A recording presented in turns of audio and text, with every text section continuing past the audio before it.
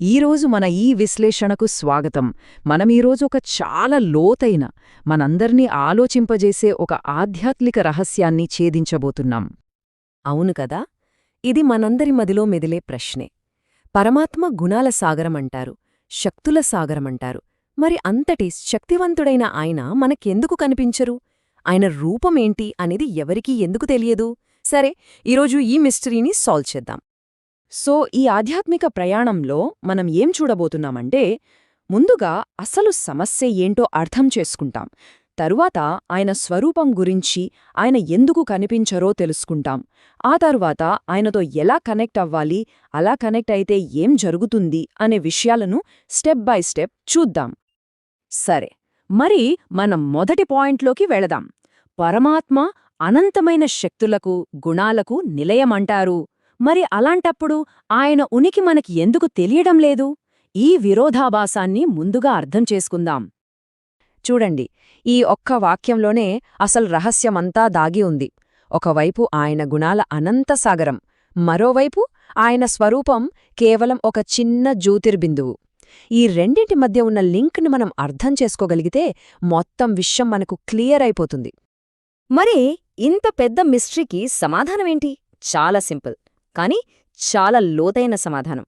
అసలు ఆయన మనకు ఎందుకు కనిపించరు అనే ప్రశ్నకు జవాబు ఇప్పుడు చూద్దాం. ఒక్క మాటలో చెప్పాలంటే కారణం ఇదే. ఆయన స్వరూపం అత్యంత సూక్ష్మమైనది, మనం ఊహించుకోలేనంత సూక్ష్మం. అందుకే ఆయన మన కంటికి కనిపించరు. సింపుల్. అంటే ఆయన స్వరూపం మనలాగా ఈ పంచభూతాలతో తయారైనది కాదు. అది ఒక దివ్యమైన పారలౌకిక శక్తి, ఒక జ్యోతిర్బిందువు. మనం చూసే ఈ ఆకాశం కంటే కూడా ఎన్నో రెట్లు సూక్ష్మమైనది. మరి భౌతికమైన మన కళ్ళు అంత సూక్ష్మమైనదాన్ని ఎలా చూడగలవు? అందుకే చూడలేము. సరే, దీన్ని ఇంకాస్త తేలిగ్గా అర్థం చేసుకుందాం. ఈ పారలౌకిక శక్తికి, మన భౌతిక ప్రపంచానికి మధ్య ఉన్న తేడా ఏంటో చూస్తే మనకు విషయం ఇంకా క్లియర్ అవుతుంది. చూడండి, ఇక్కడ రెండు వేర్వేరు లోకాలున్నాయన్నమాట. ఒకటి సూక్ష్మలోకం. ఇక్కడ శక్తులు పారలౌకికంగా చాలా చిన్నగా ఉంటాయి, వాటిని మనం కళ్లతో చూడలేం. ఇంకొకటి మనం జీవిస్తున్న ఈ స్థూల ప్రపంచం. ఇక్కడ ప్రతీదీ స్థలాన్ని ఆక్రమిస్తుంది కాబట్టి మనం వాటిని చూడగలం, తాకగలం. పరమాత్మ ఆ మొదటి కోవకు చెందినవారు. అందుకే ఆయన ఈ భౌతిక ఇంద్రియాలకు అందరూ. ఓకే, ఆయన స్వరూపం సూక్ష్మమని, అందుకే కనిపించరని అర్థమైంది. మరి ఆయనతో కనెక్ట్ అవ్వడం ఎలా? ఆయన్నెలా అనుభవం చేయాలి? ప్రాక్టికల్గా ఏం చెయ్యాలో ఇప్పుడు చూద్దాం. చాలా సింపుల్ స్టెప్స్ ఉన్నాయండి దీనికి. ముందుగా మనసులో ఆ పరమాత్మను ఒక మెరిసే జ్యోతిర్బిందువుగా ఊహించుకోవాలి.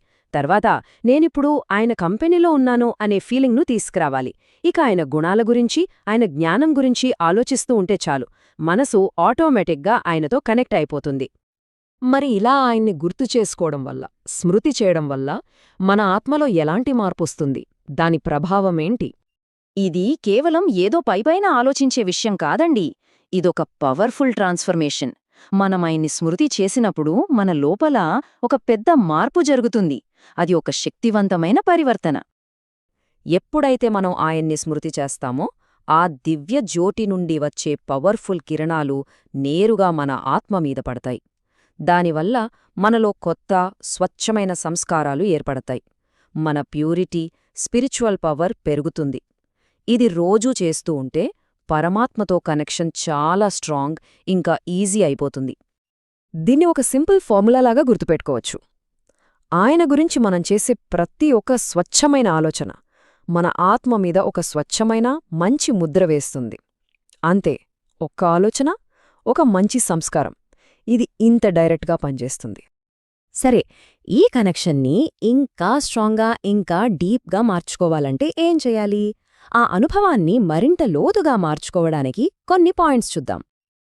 ఉదాహరణకు, మనం ఆయన్ని గుర్తు చేసుకునేటప్పుడు ఆయన గుణాల గురించి ఆలోచించవచ్చు.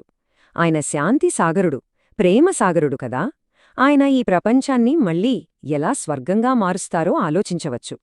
అసలు సాక్షాత్తు పరమాత్మతోనే మనం కనెక్ట్ అవ్వగలుగుతున్నాం, ఇది ఎంత పెద్ద అదృష్టం అని ఫీలవ్వచ్చు. ఇవన్నీ మన అనుభవాన్ని మరింత పెంచుతాయి. మరి చివరిగా ఒక్క ప్రశ్నతో ముగిద్దాం. ఆత్మ తన మూలంతో, తన తండ్రితో కనెక్ట్ అయినప్పుడు అసలు ఏం జరుగుతుంది? మనలో ఎలాంటి అద్భుతమైన మార్పొస్తుంది? ఒక్కసారి దీని గురించి ఆలోచించండి. ఓం శాంతి.